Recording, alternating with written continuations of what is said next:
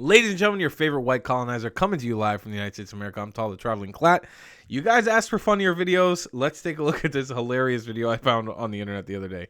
Why were the Jews kicked out of 109 countries? So, this is, by the way, before we start, this has been like a classic anti-Semitic talking point right now, Jew-hating talking point. The Jews were kicked out of 109 countries. You ask people, what are the 109 countries? They're like, Germany, Austria, Auschwitz. Like, nobody can actually name the 109 countries we were kicked out of. And there's more nuance to that as well. But this has been a anti-Semitic talking point on specifically in the anti-Semites, probably on the left and the woke right now, on Twitter, all over Instagram. So this is the video. Why were the Jews kicked out of 109 countries? The ape of truth will answer now. History is not a simple tale of numbers and blame.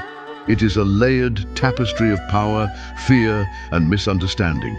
The claim that Jews were kicked out of 109 countries is not only misleading, it has often been used to fuel anti-Semitism rather than to understand the deeper causes of human conflict. Jewish people have lived across the world for thousands of years, often as minorities in lands not their own. Time and again, they were scapegoated, blamed for plagues, financial hardship, or political unrest, simply because they were different. In many cases, their success in trade, education, or finance made them targets of envy and suspicion. The ape of truth says, persecution is not proof of guilt. It is often the mark of a society that cannot face its own failures. The wise look at patterns of injustice and ask why it was allowed, not why it happened.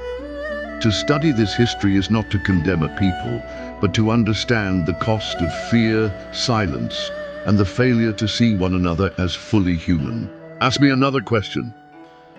What a beautiful video. And let's take a moment to acknowledge what... I don't know if this would be possible in my parents' day. This is an Indonesian, Malaysian animal, an orangutan, on talking with Chinese music in the background, like traditional Chinese music, which, by the way, music of my soul. God, how much I love that music. Talking about the Middle East, or a Middle Eastern group of people. Isn't that amazing? That's such a conglomerate of things. But yeah, this video touches on such an important topic. Obviously, it's a hilarious concept, like the ape of wisdom. And follow him on Instagram. It's a whole page where they address deep topics, sometimes light, sometimes deep. But I love that whoever the creator of this page was, obviously it's like an AI generated video. It's an AI voice. I've heard it before. Overlaid with, there was no real effort put into the content creation here, but just what it's talking about is such a beautiful message. Specifically this Why line, were the Jews kicked out of 100 and... I love this. There was two lines here. Condemn a people, but to understand the cost of... No, wait, hold on. It's this one. Where was it? There, this. The ape of truth says, persecution is not proof of guilt. It is often the mark of a society that cannot face its own failures. Right there is the ultimate test on Jew hatred. Let's listen to it one more time. Persecution is not proof of guilt. It is often the mark of a society that cannot face its own failures. Persecution is not an admission of guilt. Because a group of people are persecuted globally, it doesn't mean they're guilty of something. It means that the society, and this is, I think, at a lot of cases, this is a global societal issue, they're unable to acknowledge their shortcomings as a global society. It is clear as day to anybody, if you just look historically, the globe, the earth has had a problem with the Jewish people existing. It's a human problem. It's a human problem that we make up 0.01% of the global population, and we're the most talked about group of people of all time. We're the most persecuted group of people collectively of all time. It's not rational in any way possible. You can't find a rationale to that. It doesn't make sense. It's not logical. And it's definitely not an admission of guilt. You can try to find connections and patterns of how Jews caused 9/11 and how the Jews own the world banks. But just the other day, there was this amazing Twitter thread. I'll probably post it on my community channel at some point, on my community tab. So keep tabs on here on YouTube, of somebody connecting all the Irish people that are at the top of the media chain. Like literally the top media conglomerates are all Irish people. Top media personalities all have come from Irish descent in the United States of America. And the top banks are all run by Irish people. Is there some sort of Irish cabal that we need to be worried about? The Irish people are in control. Nobody connects those dots when it's about the Irish, but somehow when it's about the Jewish people, it's this common trend. And the one credit I can give to Hitler is whatever he started back then of this politicized anti-Semitism, and he got inspiration from the Arabs, obviously.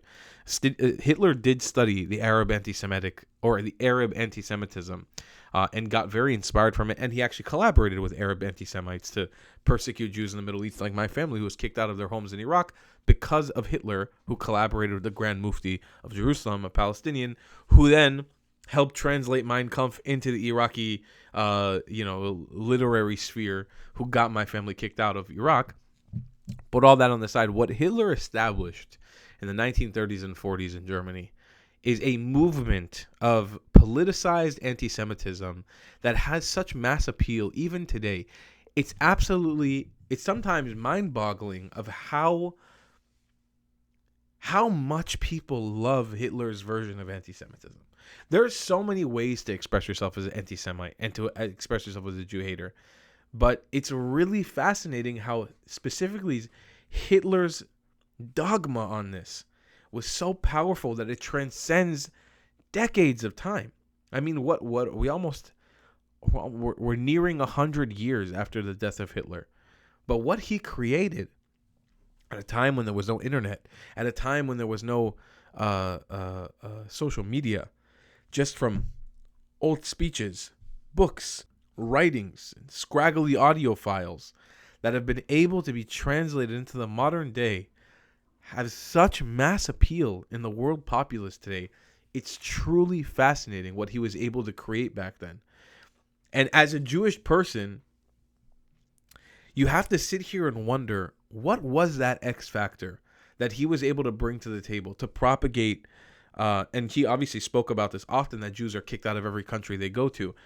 And this if you think for a second that this whole Jews kicked out of 109 countries, the wise look at like this, why were the Jews kicked out of 109 countries? If you don't think that's directly related to Hitler's theory / ideology on the Jews, you got another thing coming, Habibi. I made a correction to this the other day. I don't remember which speech it was. I kind of went on a rant here on YouTube. People really liked this video, but because I got very passionate. You need to understand something about this whole saying of 109 countries. In many of the cases where these Jews were kicked out of 109 countries, the Jews predated the existence of other people in that country. For example, did you know that in many cases across Europe, Jews were there before Europe was even Christian? When Europeans were still polytheistic, they were still praying to, multiple gods, idols, whatever it be. Did you know that Jewish people existed there? Sometimes for several hundred years before Christianity. Did you know that Jews were widespread through the Middle East and North Africa for thousands of years before the advent of Islam, when the Middle East and North Africa was full of polytheists and full of Christians? For example, in Morocco, with the Amazigh people, some of which were Jewish, some of which were polytheists. And hence they were kicked out of 109 countries. These people predated the existence. What right did it give you to kick them out in the first place? The theory is always the Jews came in, and every country they go into, they were there before you. They didn't come into that country. They were there before you. For various reasons, whether they migrated for business or they were kicked out from their homeland and brought to your country. In the case of Iraq, where Jews didn't want to go to Baghdad, they didn't want to go to Babylon. They were taken there as slaves by force and then established a community that survived the test of time. And then they were kicked out. They were there before you. What are you talking about? Like, that shit drives me crazy, but it only takes 30 seconds to understand this stuff. A lot of this stuff, it doesn't take you years. You don't have to get obsessed with it the way that I do. A quick Google search dispels it. But that's the problem today. We much rather be fascinated, many people, with the talks of Hitler because it may be seen as edgy or cool or you're challenging the status quo. And I will say that Jewish people take especially Jewish people in America, very, very big issue and part of how they fought this sort of PR war where everything needs to be answered with the Holocaust / anti-Semitism. You almost embolden these people who want to break away from the mainstream. You make yourself the mainstream when you're totally not the mainstream, but you make yourself seem like the mainstream. You embolden these people to keep becoming more anti-Semitic, and it ends up being so much more fascinating for you to try to go towards the ideology of Hitler, try to understand it deeper, try to justify it in some ways, and start propagating things that he said or something similar to what he said, than to actually understand the real history and the nuance of it. The likes of Dave Smith, Candace Owens, they don't understand Tucker Carlson. They don't understand the nuances of the Middle East. They don't understand even the most basic picture of it. Quote Candace Owens saying that the old city of Jerusalem is broken up into 4 quarters where the Muslims can only live there, the Christians can only live there, the Jews can only live there. Like the biggest bullshit anybody's ever heard. Muslims live in all areas of the old city. They're pretty much taken over the old city. There's no such thing as Muslims only being in one neighborhood. They live all over the old city.